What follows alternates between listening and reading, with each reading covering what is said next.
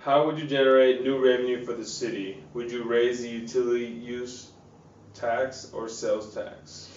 I think the issue we're facing in San Bernardino is the fact that we do not have an adequate tax base right now, and that the people that do have the burden of paying taxes currently in the city, quite frankly, I believe are overtaxed. Our sales tax is the highest in the region, and you know, there is this paradox that as you increase taxes, you actually begin to decrease your revenues. Mm-hmm. And it's a very simple concept, but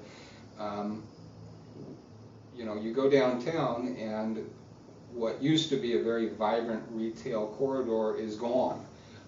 People do their shopping elsewhere for good reason. Yeah. You save money. If you go to Rancho Cucamonga or you go to Redlands, you're going to save some money, real money, if you're going to spend money.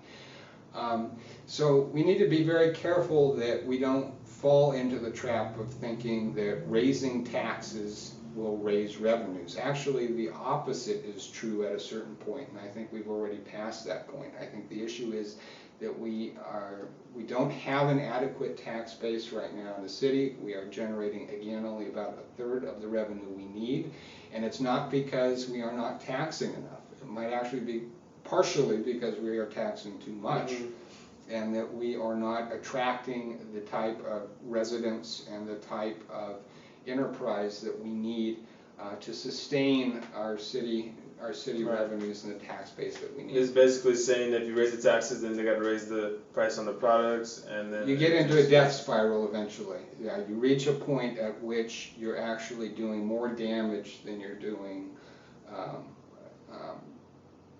than good, and we are certainly in that situation now.